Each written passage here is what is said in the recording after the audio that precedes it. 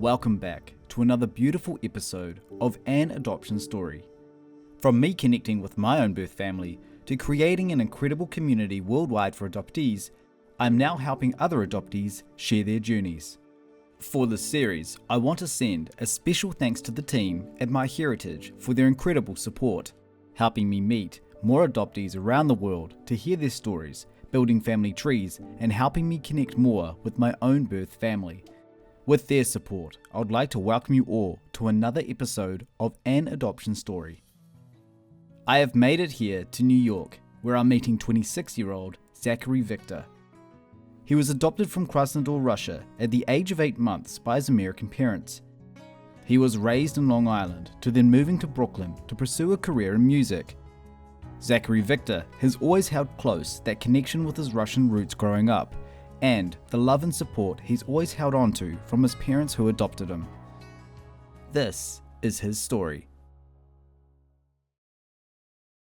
Well, I was born in Krasnodar in '96, and I was adopted in '97. I was only about 8 months old.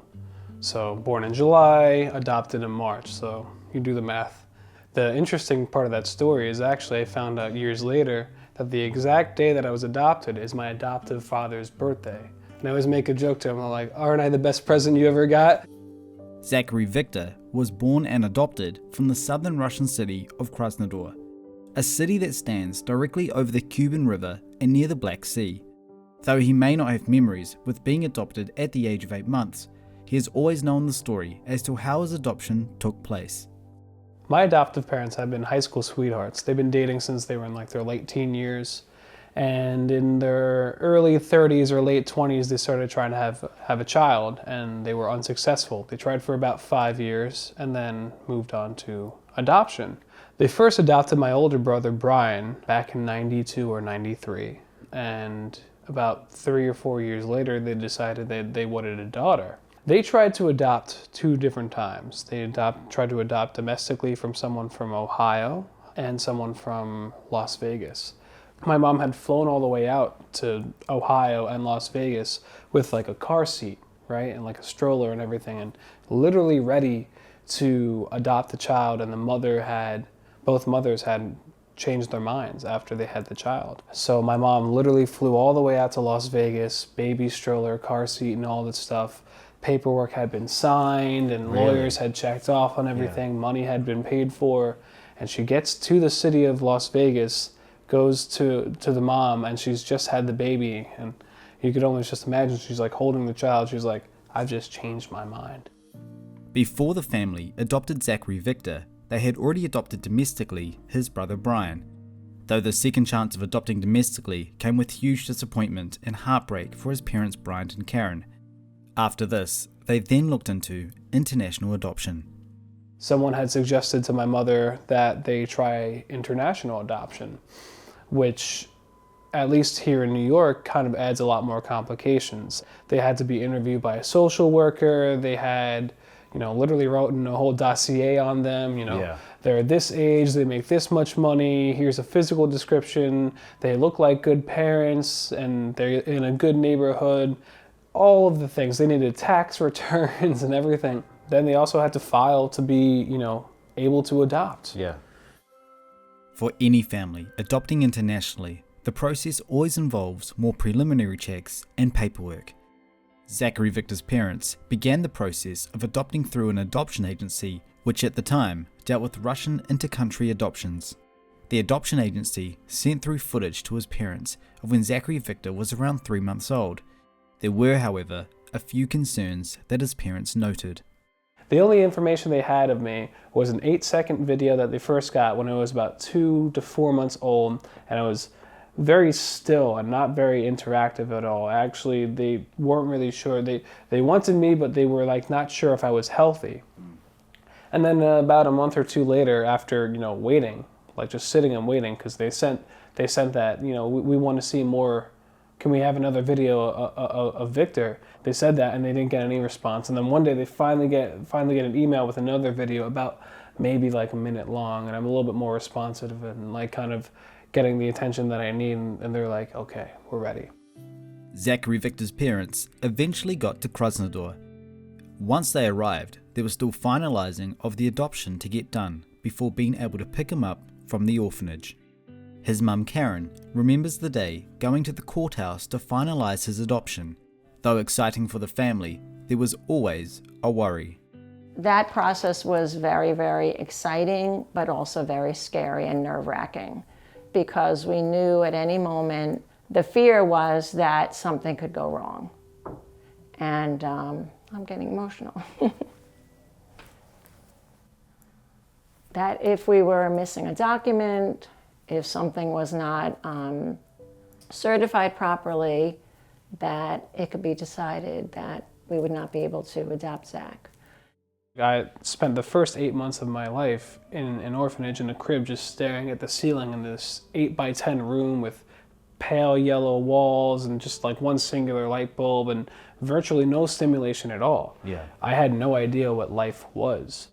When we saw Zachary, it was amazing. We knew from the first moment that he was okay. For any adoptive parent, going through the process of adopting a child is overwhelming, but seeing your child for the first time is life-changing. For Zachary-Victor, once his parents picked him up from the orphanage, he himself was overwhelmed with everything around him. Everything was completely new. They took me around to all the parks in Krasnodar and all the historical landmarks, and my eyes were just wide and just looking at everything with awe. I've never seen any of this before. I've never seen so many colors and so much stimulation at once, and I've never even heard music yet. So after my first day out and about in the world, I was definitely exhausted. This baby has never seen all this, It just wiped me out. They take me to the hotel and they lay me down, and I'm just like rolling around on the bed, and they're just very happy to see, again, they were nervous that I wasn't going to be physically well, and because that's a lot of cases, unfortunately, at that time in orphanages. The one major thing that parents are scared about is this baby going to be healthy, and they were very happy to see I was healthy and very happy to find out that I was happy with everything I was getting. And they lay me down on the bed in the hotel, and they play this song called Wipeout. Da, da, da, da, da, da, da. And Zach started rocking back and forth, and it was really just such a beautiful, joyful experience, because it could have possibly even been the first time that he heard music. And I think that story, though I don't remember it happening, that story has stuck with me a lot. With Zachary-Victor leaving the orphanage to be adopted into his new family, everything was new for him. With being so young, he didn't understand why he was placed in the orphanage until he got older. Once he started to learn more, he came to terms that he wasn't an only child within his birth family.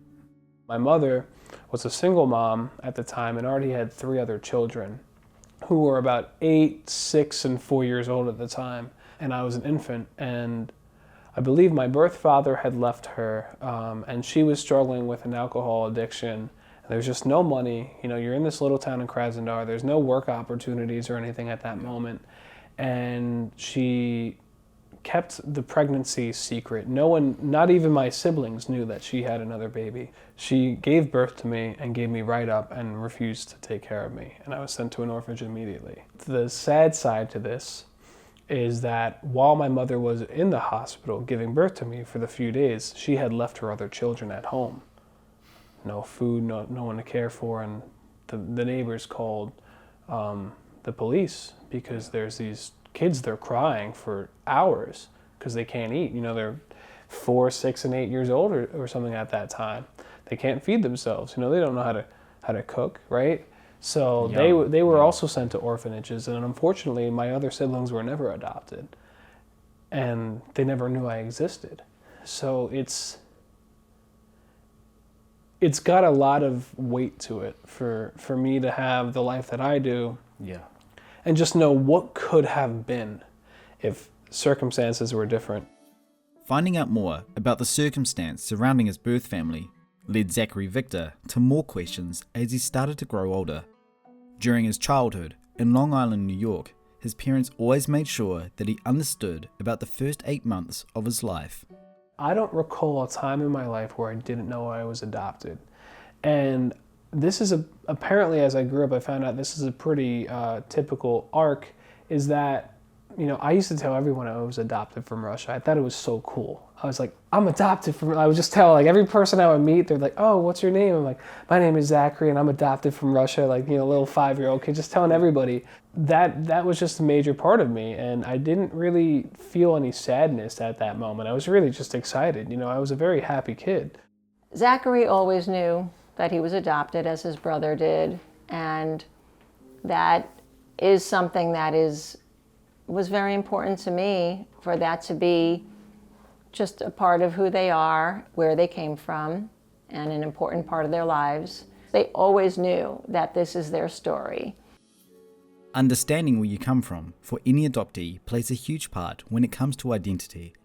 Zachary-Victor picked up pieces of the puzzle as he grew older, but during his teenage years, he faced obstacles when it came to those still unanswered questions. In my teenage years, being adopted really bothered me. I felt abandoned. I created like these scenarios that like I was just unwanted, and it gave me a lot of separation anxiety. It caused a lot of issues for me, like trying to make friends and whatnot. I kind of became a little bit of like antisocial, very moody, very emotional kid. In fact, there was a time in my life where, and my adoptive mother really didn't like it, but like I just didn't want to be like hugged. I really pushed people away. I became very isolationist. I almost didn't feel like I was deserving of like companionship or love or family or anything like that. It was a dark time for me. I wasn't happy. I felt my emotions very intensely as a teenager. When you were a teenager, did your parents talk to you a lot about making sure that you're okay, the support there? Was that really hard for them to sort of come by when you were going through this? I've been very blessed that my mom and dad, they're very emotionally mature people. And what I mean by that is like my father is a social worker and my mother is a nurse at a hospital. She runs the perinatal education department, which means she teaches women Lamaze classes and she works with mothers all the time, which is very ironic because she's adopted a child because she can't have a child of her own. Yeah. My parents have always been very supportive of anything that I've done. They've always blessed me with the idea that I can talk about what I'm going through. As a moody 11, 12-year-old, 13-year-old boy, you're not going to want to talk about your feelings. Keep that to yourself. I always kept things to myself. Yeah. Keeping emotions to yourself during your teenage years is not uncommon. Zachary-Victor knew that his parents were always there for him when he needed that support. He's always understood that his mum and dad are the people who raised him, while learning that he's always had a birth family link in Russia. With the exception of the adoption, my mom and dad are my mom and dad. I've never once in my life doubted that they love me and that they care for me. They've always been willing to talk to me about things. The parents of adoptees, people that adopt children, are really special people. They're very important, giving people. To say that I want to go across the world and adopt this little boy or little girl from Russia, Ukraine, any country in the world that needs it, it just really goes to show that you have something special in you and that you're willing to raise this child like it is your own, and it is your own. I came to terms with the idea that my parents not only love me, that they are really good people. Yeah. And they have stories of their own. Prior to my adoption, they have a whole life that put them in the positions that they're in to adopt. They always wanted kids and they weren't able to have one, and it was heartbreaking for them, but I think that they, that was their fate, and I think that was the best thing that could have happened. The relationship that Zachary-Victor has with his mum and dad has always been close, though he's always been curious and has always asked questions about his birth family in Russia. He's always carried his Russian heritage throughout his childhood and teenage years, and he knew that one day he would want to go back to Russia to find those missing links. I was very anxious. You have to understand this is something that I've been waiting my whole life to do, and I didn't even know if I felt prepared. Multiple times I spoke to my mom, I'm like, I don't know if I can do this. And she always gave me the option. She said, you don't need to. I remember we were in the car actually, and I brought up the idea to Zachary, and Zach's first response was that he wanted to think about it, which made total sense, and that was great. And then within a couple of weeks, Zach said to me that he was interested in finding his birth family. My birthday is July 8th. I went out for my first legal drink with my friends. Yeah. I had a couple of beers and then I went to bed, and then like literally 2 days later, I'm on the flight to Moscow. Zachary-Victor and his mum headed to Russia, with stopping in Moscow first and then St. Petersburg. They both travelled with an organisation that facilitates Russian adoptees inside of America to revisit their birth country. Once they got to the hotel in Krasnodar after leaving St. Petersburg, this was when emotions started to run high, as Zachary-Victor didn't know that his sister was waiting to meet him in the lobby. Me and my mom stayed in a hotel in the center of Krasnodar, and the first time my sister ever met me, I'm in the hotel, and we get a text from the translator that was staying with us. Hey, your sister's on her way to come meet you, and she's downstairs. And I didn't know what to do, and I was like kind of like fidgety and very anxious. I actually threw up from anxiety, and I didn't know what to do, and I needed 10 minutes to recover, right? It's a lot. And I got up and I got myself together, and I went out, and it was the most amazing moment in my life to meet my older sister, Sasha. It's really beautiful. I completely stayed on the sidelines. Zach was interacting with the sister and the interpreter, and they were just talking. And I was running around after the 2-year-old or 3-year-old so that they could have their time. And that's really what it was about for me. I wanted Zach to have that time to connect and gain as much as he could from the time with his sister. She had Dmitry, Dima, my older nephew, who at that time was about 3 or 4, and Islam, who was about maybe only 2 years old. He was like an infant at the time. And I can't even describe the feeling. It was beautiful.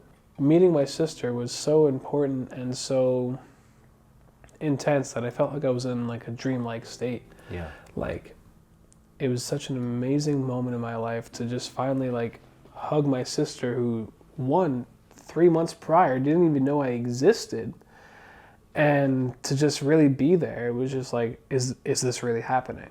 Meeting your birth family is kind of weird because you have these expectations that like it's going to be like this like movie magical moment, and it's really like kind of just making small talk with somebody, with a stranger at a bar. You don't have that full connection with him yet. It takes a while for that. Right. The early stages, it's getting to know someone in your birth family. It's almost, I don't want to say it's disappointing, but it is a disappointment to your expectations, because you have these high expectations for what this thing's going to be, and you want it to be like the movies, and it really is like meeting a stranger and asking them, what do you do for a living? Tell me all about you. But all that aside, I felt really happy. For Zachary-Victor, with meeting his sister and children for the first time, the emotions were still high. He knew as well that, of course, there was still more birth family to meet. The next morning, me, my mom, my adoptive mother, the translator, my sister and her 2 kids, we got in a car to meet my older brother and my biological mother. That actually was a really good experience because I had 3 hours in a car with my older sister, and I really got to know her. And that was an amazing day, because you're driving through the fields of Krasnodar, which is just like this open farmland. It's just very open land, and it just like I felt like I was on like another planet. I was in another world, really. During that 3-hour ride, that just started to really feel like we became siblings. After a couple of hours of driving and, having a couple of laughs and really getting to know my sister, I finally got to meet my brother, Dmitry. That was a short stay. It was only about an hour or two I really got to just hang out with him. You have to understand that this is the first time that my brother and my sister have seen each other in a couple of years, so it was like a big family reunion for them as well. For a while they were out of touch. And my whole family was out of touch with each other. You have to understand that, my mother didn't only give me up, she gave up my other siblings as well, and they lived their whole lives in orphanages. They were never adopted. I was the only one that was adopted. That's right. They only got to see each other periodically growing up. So all of us, all my siblings, we all have a little bit of a disconnected relationship from each other. After we met my brother Dmitry, he went back to what he had to do, and then I went to meet my birth mother for the first time. After meeting his two siblings in Russia for the first time, Zachary-Victor was now getting ready to meet his birth mother. It was interesting because I wasn't so anxious to meet my brother as much as I was to meet my sister, but I was even more anxious to meet my mother. We finally arrived at her house. The driver pulls off to the side of the road, and she's got like this little like farmhouse in the big field, basically. It's just like a road, and like there's like a house almost like, it feels like every mile. She's really on the outskirts, like almost like in the middle of nowhere. Yeah. So we get to the house, and my sister calls somebody on the telephone and says, hey, we're here. And everyone gets out of the car except for me, and I just had to sit there for a moment to really mentally prepare myself. I finally walk up to my mother's house. She's inside in the kitchen working on something, and we're just standing there. The translator's with us, my mom's with us. We're all just talking. And my birth mother finally walks out of the house, and she just walks over to me and just gives me this big hug and starts crying. This is the first time I've ever met my mom in my life, and I didn't really know how to really process it. It was really hard for me to even get a word out. I felt very shy and didn't really know what to say, and everyone else luckily was very supportive and kind of able to start the conversation for me. I felt like I really needed help. I felt very Speechless. Speechless. You were speechless. I was speechless. It was like the most intense moment of my life. Of course. Zach's mom greeted us at the car. She gave Zach a big hug, which was really nice. She gave me a hug, which was really nice and surprising. And she gave us gifts. She came out with a little glass mug for each of us. When meeting birth family, it can always feel surreal.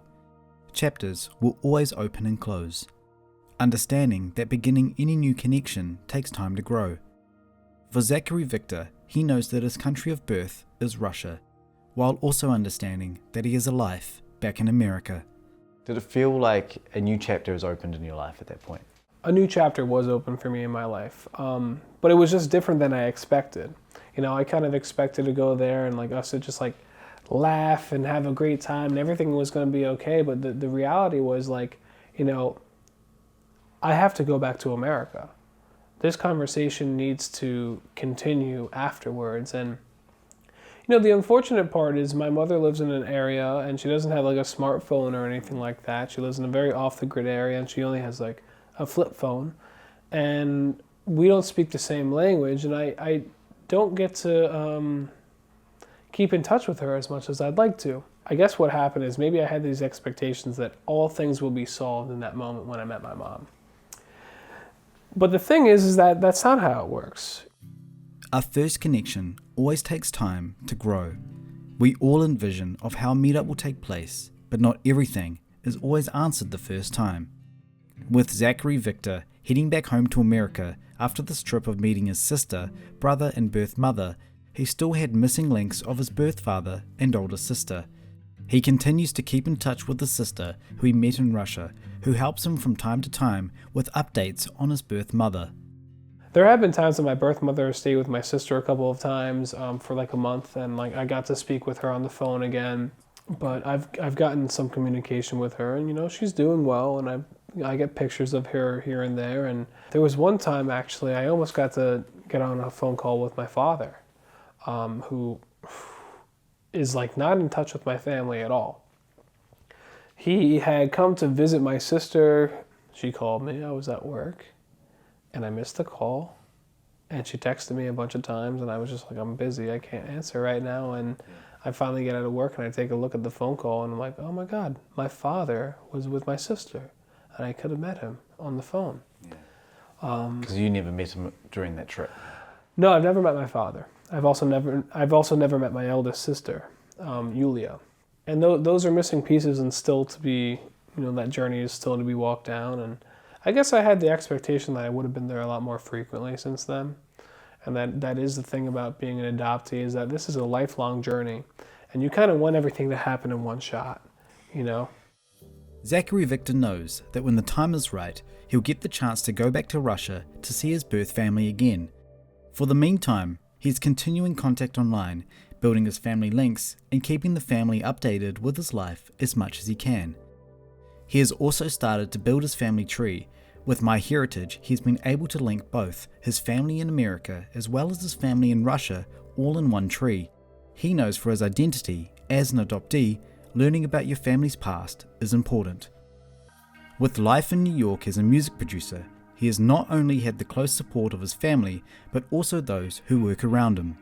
What is it like working in this really creative industry right here? And I also know that you have a studio down in Times Square. So what is that like? That must be pretty cool. Do you think that this has come from your genetic side or your personality within yourself from your parents? Where do you think this has come from? As I said, like the first time I ever heard music was when I was adopted. And that story has always just stuck with me. From a young age, I was playing the piano at my grandma's house, and I was playing the guitar by like middle school. And then in high school, I started a band, and then, we started touring the country. I played everywhere from like Maine all the way down to Miami, Kentucky as well. I went to film school, and, just things kind of tie together, creative, right? I've been studying music my whole life, but I started the academia of music in high school. I went to a vocational program where I learned how to do audio engineering. But it wasn't until the pandemic that I started getting into musical creation again as just a producer or as a songwriter. I got a job at this studio in Times Square during the pandemic where I started off as an intern, and I worked my way all the way up to the studio technician. I build home studios for people. I work with youth programs that install recording studios in their community programs and whatnot for kids to learn how to create and get exposed to different types of lifestyles and creative projects. And now I'm a full-time music producer in the industry. So cool. And you enjoy it? Oh, I love it. The thing is that as a music producer, I go by the name Vitya. And that comes from the word Victor. In Russia, if your younger sibling is named Victor, you call them Vitya as like a family nickname. Cute version of your name. I didn't get to have that experience as a kid. I didn't get to grow up being called Vitya. Yeah. So after some very deep, intense thought, I decided, what name am I gonna go by as an artist and a producer and a film director and all that? Yeah, of course. I said, I'm gonna be Vitya.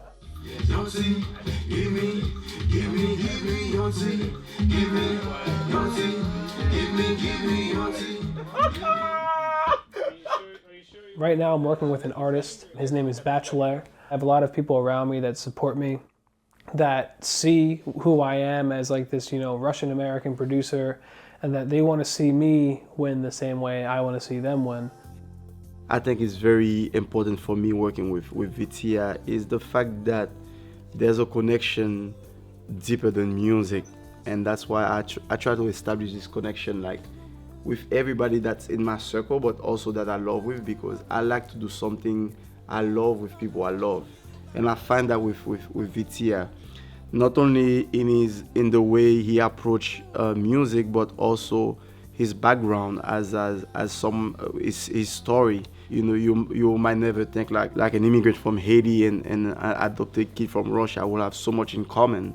But at the end of the day, that's what keeps the music authentic and fresh, is that hunger to learn about each other's culture, to mix and match them and create something unique that people were like, really, I didn't know this was possible. But yeah, I think that's what makes this whole partnership unique. You know, he paid me to say that. I've been putting a lot more emphasis on culture, in putting Russian lyrics, and it makes me feel good that I'm staying in touch with my culture while doing something that I love. With all the artists that you work with, the ones that you're very close with, do they know a lot about your story? They do. It's actually the first thing I try to bring up to people because I want them to know what my intention is. Yeah. I really do want to give a space for people, not only people who are adopted, but people that are in the Eastern European diaspora, to feel like they have a home, to feel like they have a place to feel safe, to feel like they have a voice, and to give them an inspiration to do their own thing. I agree. For every journey that all of us adoptees go on, we know that with expectations, there can be disappointment. Every journey has its highlights and moments that we will always remember, but also moments that can be difficult to understand. For Zachary-Victor, he knows that the first meetup with his birth family is only the beginning. When I met my birth mother, I really thought it was going to be this amazing moment that was going to solve all my problems. It only opened the door for more questions. I think that a lot of people who are adopted that do want to search for their families don't know where to start. They don't know how to feel. They're afraid they're going to get hurt. And you know what? That's all part of our journey. Having the support though by your side really does help. Having a community like what we have, but also having a parent's side to support you, have a close friend, I think it does help with any journey you're going on. At the end of the day though, a lot of us adoptees are afraid of rejection, and it is a very hard thing to overcome. And it takes time. If it doesn't work this time, it may try again later. It may be better next time. But it's not a fairy tale. It never is. You might, break your back doing all this work trying to make it work, and you just fall flat on your face. And you might be immensely upset with that, but you need to realize that you did it. Whatever it is, you did it, and no one can take that away from you. You have to understand that as an adoptee, your life starts out this way. Like, just from the design of being adopted, it means that you were orphaned, and there are circumstances that put you there. Yeah. You have to understand that this isn't a Disney story. You choose what you do with it. You choose how you walk away from it and how you can have a positive impact moving forward. Zachary-Victor continues to connect with his birth family in Russia as much as he can. He knows that down the line, when the time is right, he'll go back to visit. While having a life in New York, he does everything he can to hold on to those links to his Russian side. And with his parents there to support him, he knows just how much this means to him. With every journey, all of them have their own story to tell. Thank you so much, Zachary-Victor, for your time here in New York, and I really enjoyed hearing your journey from the very beginning. Your time in Krasnodar, coming to the States at the age of 8 months, your childhood, your teenage years, going back to visit your birth family. Thank you very much for sharing with me, and I'm sure we'll connect again. I know I'll be back in New York, and I want to say thank you for everything. Thank you. Thank you for coming to tell this story. I know that you're an inspiration to a lot of people, and it's important to tell these stories to give people inspiration and be themselves and go on their own journeys. I appreciate that, and to me it's about connecting with other adoptees because I know it helps so many. People tune into these stories, people want to listen to other experiences, good or bad. There's always a different path that everyone can share, and all of us can relate to that. At the end of the day, we all share that one thing in common, it's adoption. But we all have a different journey, and I think it's so important for us to reflect on these and learn from these. Whether you're starting a reunion, whether you've had a reunion, whether you've had a bad experience, people can watch these adopted people as well as some adoptive parents as well, and they can learn from this, and I know that it does help because this is what it's all about. So it's good. Thank you. Thank you. Thank you.